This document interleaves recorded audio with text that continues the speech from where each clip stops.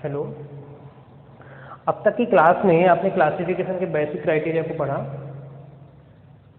Different types of the classification जो कि biological living organism को समझने में हेल्प करता है, उसी की नेक्स्ट क्लास में आज हम स्टडी कर रहे हैं 5 किंगडम क्लासिफिकेशन। ये 5 किंगडम क्लासिफिकेशन नाम से स्पष्ट है कि इसमें कितने किंगडम होने चाहिए, 5 किंगडम होने चाहिए। और ये किंगडम क्लासिफिकेशन को देने वाले जो टैक्सोनॉमिस्ट हैं, इनका नाम था R.H. विटेकर।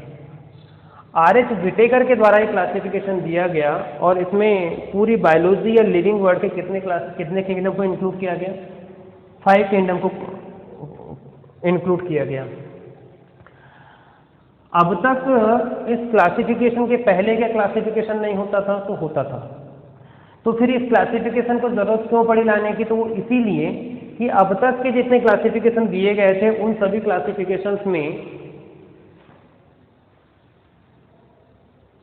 कुछ कमियां थी, डिमेरिट थे। तो उनको दूर करने, उन विसंगतियों को दूर करने के लिए 5 किंगडम क्लासिफिकेशन की अवधारणा जो थी ये विटेकर के द्वारा ली गई। अब तक वैज्ञानिकों का ये मानना था कि नई बनने वाली जो कोशिकाएं हैं या जो सेल है वो एंडोसिम्बायोसिस मेथड पर निर्भर करती हैं। ये एंडोसिम्बायोसिस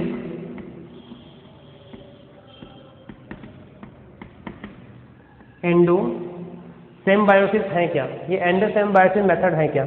एंडोसिम्बायोसिस मेथड में अब तक के टैक्सोनॉमिस्ट R.H. विटेकर के आधार पर ये एंडोसिम्बायोसिस मान्य नहीं है। ये समझते हैं एंडोसिम्बायोसिस होता क्या है। एंडोसिम्बायोसिस में होता क्या है कि पूर्ववर्ती कोशिकाएं जो होती है, प्री एग्जिस्टिंग सेल, उसी के अंदर नई कोशिकाएं बनती हैं। उदाहरण के तौर पर ये फर्स्ट सेल थी, ये क्या थी, पहली कोशिका थी। दूसरी कोशिका यहाँ पर, ये न्यू सेल यहाँ पर ओरिजिन हुई, इसकी न्यू सेल की ओरिजिन कहाँ पर हुई, फर्स्ट सेल के अंदर हुई। तो वैज्ञानिकों का मानना ये था, टैक्सोनॉमिस्ट का मानना ये था कि न्यू या नई बनने वाली जो सेल है वो पुरानी बनने वाली कोशिका के सेल के अंदर उत्पन्न होती है, एक चीज। दूसरी चीज, ये नई सेल तब तक उस सेल के अंदर रहेगी जब तक वो अपना जीवन यापन करने में सक्षम न हो जाए। लेकिन कहीं कहीं पर फाइलोजेनेटिक हिस्ट्री या फिर उद्विकासीय अध्ययन जब हम करते हैं, इनके ऐतिहासिक अध्ययन हम करते हैं, तो वहां पर ये देखने में आता है कि ये कैसा क्लासिफिकेशन था, कि ऐसा हो सकता था कि नहीं हो सकता। तो R.H. विटेकर के आधार पर एंडोसिम्बायोसिस को नहीं माना गया, एंडोसिम्बायोसिस के आधार पर नहीं माना गया। R.H. विटेकर के क्लासिफिकेशन के पहले आपको याद होगा उसकी पिछली क्लास में एक किंगडम क्लासिफिकेशन हमने पढ़ा था, इसका नाम दिया था हमने 4 किंगडम क्लासिफिकेशन। ठीक है, 4 किंगडम क्लासिफिकेशन। इस 4 किंगडम क्लासिफिकेशन में जैसे कि नाम है वैसे ही इसका काम है, वैसे ये स्पष्ट है। पहला जो किंगडम था आपका मोनेरा था, मैंने बताया था। मोनेरा के बाद में यहाँ पर जो दूसरा, इसका नाम था प्रोटोकिस्टा। दूसरा किंगडम क्या था आपका, प्रोटोकिस्टा का था। तीसरा प्लांटी था, and next and last is animalia. इस तरीके से 4 किंगडम किसने दिया था, लीन मार्गुलिस। पिछली क्लास को आप देखिएगा, पिछली क्लास में लीन मार्गुलिस एंड कोपलैंड के द्वारा ये दिया गया वर्गीकरण था। लेकिन जब ये 4 किंगडम क्लासिफिकेशन दिया जा चुका था तो 5 किंगडम क्लासिफिकेशन को लाने की जरूरत क्यों पड़ी? उसका रीजन ये था कि यहाँ पर ये जो दूसरा नंबर का जो किंगडम आपको दिखाई दे रहा है, जिसका नाम है प्रोटोकिस्टा, इसमें बहुत सारे ऑर्गेनिज्म ऐसे थे जो आपस में समानता नहीं रखते थे। समानता नहीं रखते थे मतलब क्या, कि मोनेरा में पाए जाने वाले जितने भी जो ऑर्गेनिज्म होंगे वो एक दूसरे के साथ समानता रखेंगे, यहाँ पर भी रखेंगे, प्लांटी में भी रखेंगे, एनिमल, लेकिन यहाँ पर नहीं थे। तब विटेकर के द्वारा 5 किंगडम क्लासिफिकेशन दिया गया, जिसमें मोनेरा को तो हूबहू वैसे का वैसा ही रख लिया गया, लेकिन यहाँ पर प्रोटोकिस्टा का जो वर्गीकरण है यहाँ पर अलग अलग किया गया। ये किया गया प्रोटिस्टा में, और दूसरा प्रोटोकिस्टा को वर्गीकृत करने का जो काम था ये किया था फंजाई ने।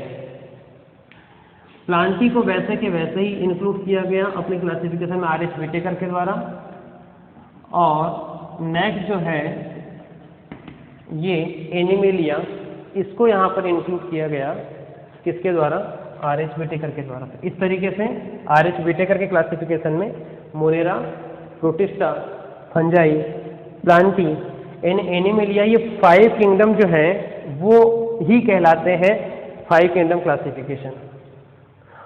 अब ये 5 किंगडम क्लासिफिकेशन अब तक का मतलब ऐसा नहीं है कि आने वाले भविष्य में भी हम केवल इसे ही पढ़ेंगे, नहीं, इसके अलावा भी पढ़ेंगे, लेकिन अब तक का है ना, ये सबसे सर्वमान्य वाइडली एक्सेप्टेड किंगडम क्लासिफिकेशन माना गया है। बात आ रही समझ में? यहां पर बात यह आती है कि 5 किंगडम क्लासिफिकेशन आर.एच. व्हिटेकर के द्वारा किया तो गया, लेकिन इसके बेसिक आइडियाज क्या थे, या इसको हम बोलते हैं बेसिक क्राइटेरिया, मतलब वे आधारभूत लक्षण क्या थे जिसके आधार पर मोनेरा को मोनेरा, प्रोटिस्टा, फंजाई, प्लांटो सबके एक अलग अलग वर्गीकृत स्थिति बन गई। तो वो बेसिक क्राइटेरिया ही आज की क्लास में हमको मेन फोकस करना है। ठीक है, तो अब का जो इसके बाद हम पढ़ने जा रहे हैं वो पढ़ रहे हैं basic criterias of 5 kingdom classification. Basic criterias of 5 kingdom classification, ये अभी हम पढ़ रहे हैं, इसको आप नोट कीजिए।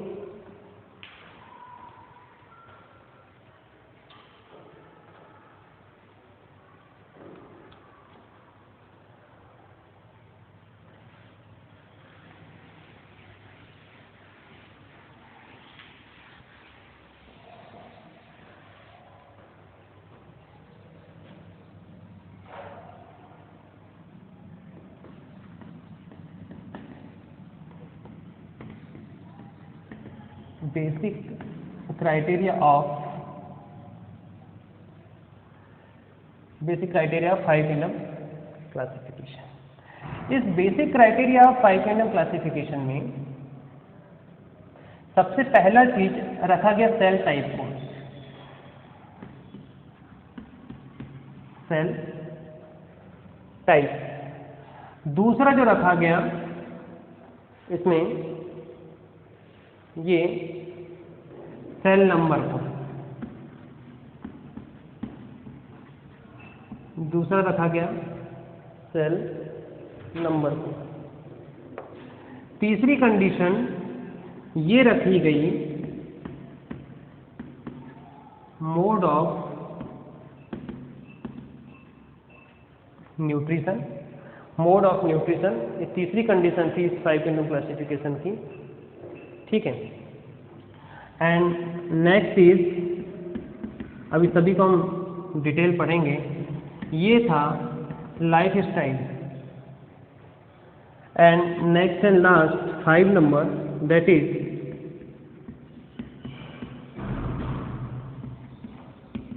Phylogenetic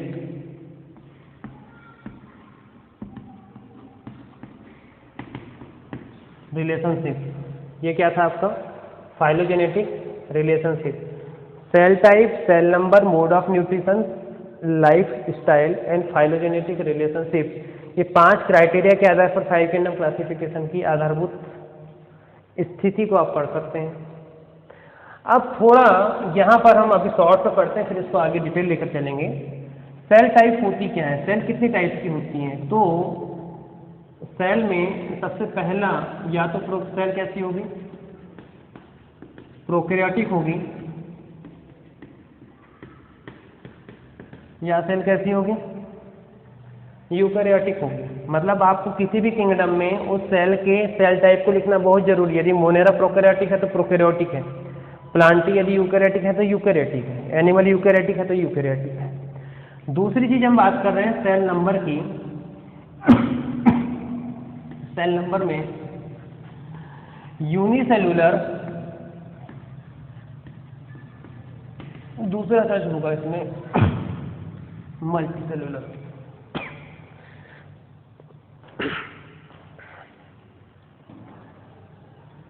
unicellular and multicellular. Multicellular. Multicellular, ठीक है। तीसरी कंडीशन, मोड ऑफ न्यूट्रिशन में कोई भी सेल या तो इसमें ऑटोट्रोपिक न्यूट्रिशन को दर्शाएगी, अर्थात स्वपोषी, खुद से भोजन निर्माण करने की पद्धति, या तो सेल हेटेरोट्रोपिज्म को दर्शाएगी, मतलब परपोषी, दूसरों पर आश्रित रहने की प्रवृत्ति। ठीक है, फाइलोजेनेटिक रिलेशनशिप थोड़ा हटा दें यहाँ से, लाइफ स्टाइल के बारे में बात कर लेते हैं। ये लाइफ स्टाइल होती क्या है? लाइफ स्टाइल की कैटेगरी जब हम पढ़ते हैं किसी सेल की या किसी किंगडम की, तो यहाँ पर उनको 3 कैटेगरी में रखा गया, प्रोड्यूसर,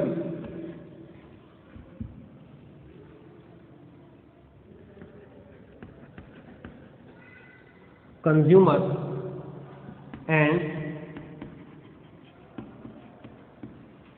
डीकम्पोजर। ये, और जो 5वीं कंडीशन आपके सामने थी, ये क्या थी?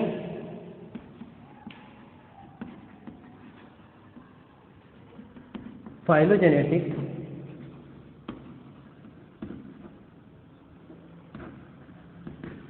रिलेशनशिप। ये शॉर्ट में बेसिक क्राइटेरिया था 5 किंगडम क्लासिफिकेशन को समझने का। सेल टाइप या तो प्रोकैरियोटिक या तो यूकैरियोटिक, डिटेल स्टडी हम करेंगे आगे। Cell number, unicellular, multicellular, mode of nutrition, cell nutrition ग्रहण कैसे करती है, पोषण कैसे प्राप्त करती है, या तो वो ऑटोट्रोपिक होगी, स्वपोषी होगी, या तो वो हेटेरोट्रोपिक होगी, परपोषी होगी। लाइफ स्टाइल मतलब जीवन शैली कैसी है उसकी, प्रोड्यूसर मतलब उत्पादक, कंज्यूमर मतलब उपभोक्ता, या फिर अपघटक। अब फाइलोजेनेटिक रिलेशनशिप को समझ लेते हैं थोड़ा सा। फाइलोजेनेटिक जो रिलेशनशिप है उसमें ये चीज सामने ये आती है कि ये अपनी पूर्ववर्ती कोशिका, मतलब जिनसे हिस्टोरिकल, इसकी हिस्ट्री में क्या थी, इनके एंसेस्टर कैसे थे, तो वो चीजें दर्शाती कि फाइलोजेनेटिक रिलेशनशिप इस कोशिका की कैसी थी। उसी आधार पर वर्गीकरण करते समय, इनको किंगडम में क्लासिफाइड करते समय ये ज़्यादा सरल हो जाता है यदि आप इस किंगडम क्लासिफिकेशन के क्राइटेरिया को पढ़ लें, इसको नोट कर लेंगे।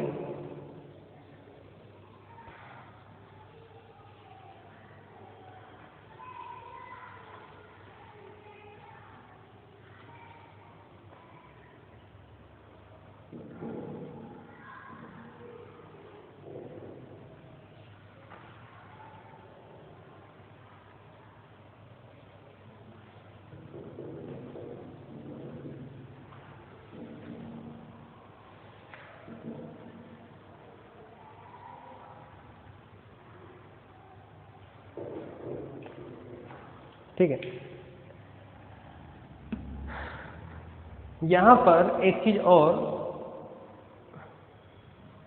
एक वर्ड आपके सामने आया था, फाइलोजेनी,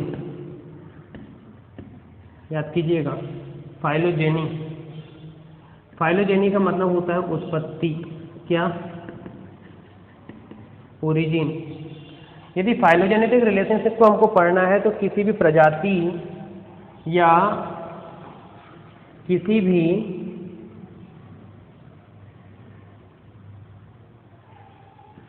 जाति या स्पीसीज की इवोल्यूशनरी हिस्ट्री को आपको पढ़ना पड़ेगा। इवोल्यूशनरी हिस्ट्री का मतलब, उदाहरण के तौर पर सबसे प्रथम हम स्टडी करते हैं आर्की बैक्टीरिया की।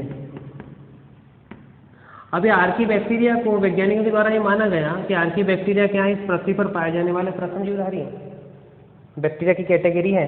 लेकिन यदि ये फर्स्ट लाइफ की कंडीशन में है, फर्स्ट लाइफ की कंडीशन है, प्रथम जीवन इनको हम मानते, तो इनके पहले क्या था? इनके पहले तो पूरी प्रकृति किस कंडीशन में थी? नॉन लिविंग कंडीशन में थी। प्रकृति में केवल ऑर्गेनिक, इनऑर्गेनिक सब्सटेंसेस हैं। उसके आधार पर in organic and inorganic material में किस तरीके का कॉम्बिनेशन हुआ, कॉम्बिनेशन होने के बाद में उनमें जीवन कैसे आया, और बाद में जब हम बात करते हैं कि इस आर्की बैक्टीरिया के बाद में यू बैक्टीरिया बने होंगे, तो ये यू बैक्टीरिया को आर्की बैक्टीरिया से आपने अलग किया, लेकिन यू बैक्टीरिया बने तो आर्की बैक्टीरिया से ही है।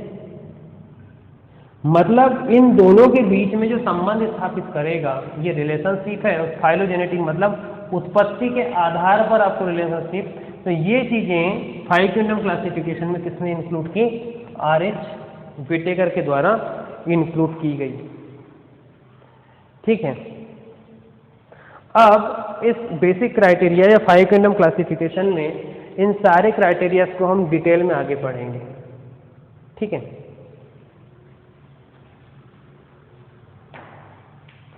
नोट कीजिएगा इसे जल्दी।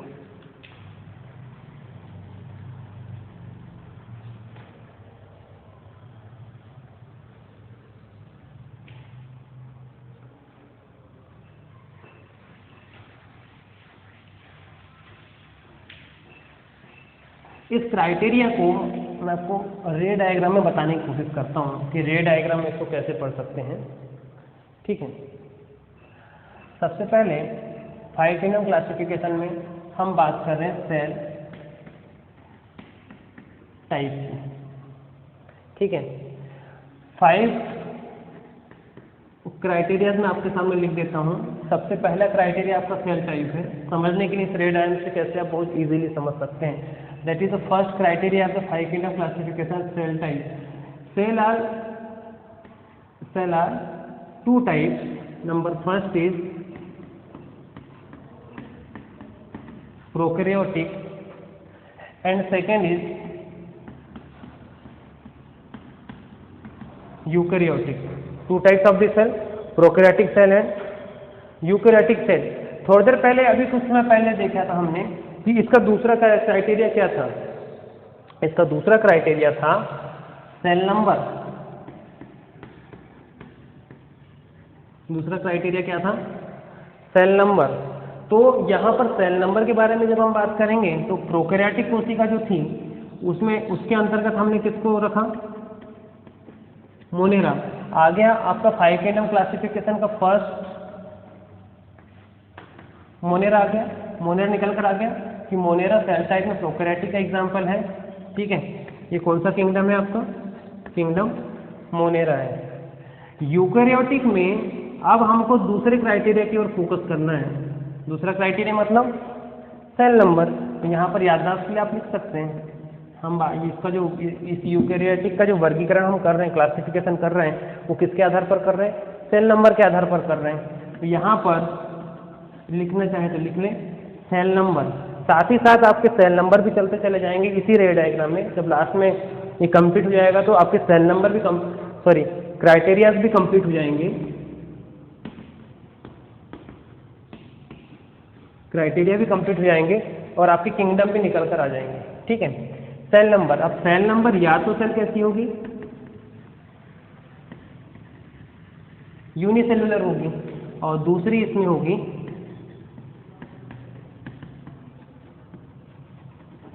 मल्टीसेलुलर होगी। या तो सेल कैसी है? यूनिसेलुलर है या तो मल्टीसेलुलर। सेल नंबर में इसे थोड़ी देर पहले हमने यही पढ़ा था कि सेल नंबर में सेल या तो यूनिसेलुलर होती थी या तो मल्टीसेलुलर होती थी। यूनिसेलुलर जो कोशिकाएं थी इसमें किस ग्रुप को इंक्लूड किया गया भाई? इसमें इंक्लूड किया गया प्रोटिस्टा को। आपका किंगडम नंबर सेकंड निकल कर आया। किंगडम नंबर सेकंड प्रोटिस्टा निकल कर आया। 5 किंगडम क्लासिफिकेशन का दूसरा किंगडम क्या है आपका? प्रोटिस्टा है। अब हम बात कर रहे हैं किसकी? मल्टीसेलुलर की। तो मल्टीसेलुलर को पढ़ने के लिए आपको तीसरा क्राइटेरिया को पढ़ना पड़ेगा और ये तीसरा क्राइटेरिया आपका क्या था? मोड ऑफ न्यूट्रिशन था, अर्थात पोषण के आधार पर था। मल्टीसेलुलर ऑर्गेनिज्म या तो कैसा होगा? ऑटोट्रॉपिक होगा या तो मल्टीसेलुलर ऑर्गेनिज्म कैसा होगा? हेटेरोट्रॉपिक होगा। मल्टीसेलुलर ऑर्गेनिज्म कैसा होगा? ऑटोट्रॉपिक होगा या तो कैसा होगा? हेटेरोट्रॉपिक होगा। अब इस ऑटोट्रॉपिक की कंडीशन में यहाँ पर देखेंगे कि क्या कंडीशन सामने आएगी। ऑटोट्रॉपिक में जनरली हम एग्जाम्पल किसका लेते हैं? प्लांट का लेते हैं। ऑटोट्रॉपिक में किसका लेते हैं? प्लांट का लेते हैं। ठीक है, तो यहाँ पर ऑटोट्रॉपिक में एक कंडीशन ध्यान देना, सेल वॉल की उपस्थिति, सेल वॉल प्रेजेंट, तो ऐसे ऑटोट्रॉपिक जिनके पास सेल वॉल प्रेजेंट होती है वो क्या कहलाते हैं? प्लांटी कहलाते हैं, है ना। ये किंगडम आपका नेक्स्ट निकल कर आया है ना। हालांकि ये क्रमांक में चौथे नंबर पर है, फिर भी अभी या हेटेरोट्रॉपिक को आगे पढ़ लेते हैं। अब यहाँ पर हम बात कर रहे हैं हेटेरोट्रॉपिक में। तो हेटेरोट्रॉपिक में किसकी बात कर रहे थे हम? सेल वॉल की उपस्थिति के आधार पर। तो यहाँ पर फिर से लिखेंगे आप cell wall present, cell wall की उपस्थिति में हेटेरोट्रॉपिक कौन से हैं? तो सेल वॉल की उपस्थिति में हेटेरोट्रॉपिक कौन से हैं? फंजाई। तीसरा किंगडम आपका आया, यहाँ पर नोट करते चले जाइए। बिल्कुल इजी है, थोड़ा सा बेसिक चीज़ों को लेकर चलेंगे दिमाग में तो आ जाएगा, फंजाई, है ना। ऑटोट्रॉपिक में सेल वॉल की उपस्थिति, हेटेरोट्रॉपिक में सेल वॉल की उपस्थिति। तो हेटेरोट्रॉपिक में सेल वॉल की उपस्थिति के कारण फंजाई और ऑटोट्रॉपिक में सेल वॉल की उपस्थिति के कारण ये प्लांटी। आगे आपका चौथे नंबर का प्लांटी। और हेटेरोट्रॉपिक में ही सेल वॉल की अनुपस्थिति, it mean cell wall absent, तो ये कौन होते हैं? ये हम हैं, इट मीन एनिमेलिया है। तो यहाँ पर आपका 5वें नंबर का जो क्लास किंगडम है वो निकल कर सामने आया। तो इस तरीके से 5 किंगडम क्लासिफिकेशन ने अपने क्राइटेरिया के बेस पर किस तरीके से 5 किंगडम को क्लासिफिकेशन को ये रेड डायग्राम के आधार पर आप बहुत ही इजी तरीके से समझ सकते हैं। अब बात आती है इसमें लाइफ स्टाइल कैसी थी। तो लाइफ स्टाइल इसमें आप ऐड कर देंगे, ये प्रोड्यूसर था, ये हेटेरोट्रॉपिज्म में ये कंपोजर थे, ये कंपोजर थे। ठीक है, मोनेरा में पाए जाने वाले बहुत सारे डिकम्पोजर्स थे। फाइलोजेनेटिक रिलेशनशिप हम बता सकते हैं कि फंजाई की उत्पत्ति किससे हुई है? मल्टीसेलुलर ऑर्गेनिज्म से हुई है। लेकिन यहाँ पर ये बाइफर्केटेड होकर ऑटोट्रॉपिक और हेटेरोट्रॉपिक में डिवाइड हो गया। तो फाइलोजेनेटिक रिलेशनशिप पढ़ने के लिए आपको बहुत डीपली स्टडी करनी पड़ेगी, जो यहाँ पर क्राइटेरियाज में आएंगे। तो इस जो रे डायग्राम में आपके 3 क्राइटेरिया के बेस पर ही सारी चीज़ें आपके सामने निकल कर सामने आ जाती हैं। ठीक है, इसको नोट कीजिएगा।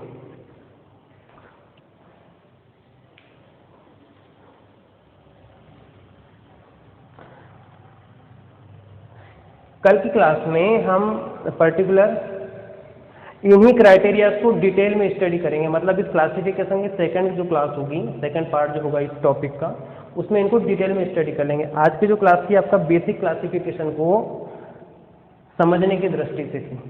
ठीक है, तो कल का जो लेक्चर होगा, कल की जो क्लास होगी इसी टाइम पर होगी। ठीक है, और उसमें इन क्राइटेरियाज को फिर से हम डील करेंगे। ठीक है, आपके जो क्वेश्चंस आ रहे हैं उसके आंसर मैं आपको पर्टिकुलर मैसेज के फॉर्म में दे रहा हूँ। बाकी और भी कोई डाउट या फिर कोई और भी रिलेटेड क्वेश्चंस हो तो आप वीडियो में नीचे उसमें आप मैसेज में डाल सकते हैं। ठीक है, थैंक यू।